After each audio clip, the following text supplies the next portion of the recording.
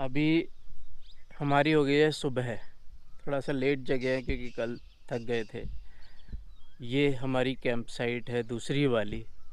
पहली की स्टोरी मैंने आपको बताई थी कि थोड़ा लोचा हो गया था, बट ये वाली और भी ज़्यादा सुंदर जगह है। वो थोड़ी सी ऐसे ही थी, काम चलाऊ था, बट यहाँ पे देखिए एकदम मस्त है, सुंदर है।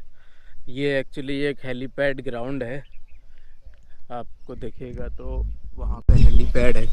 देखिए वो ज़्यादा बेटर दिख नहीं रहा है, यहाँ से घास वास खड़ी हुई है, बट वो हेलीपैड है। ये हमारा कैंप है। यहाँ ऊपर से रोड जा रही है और इधर नीचे नदी है।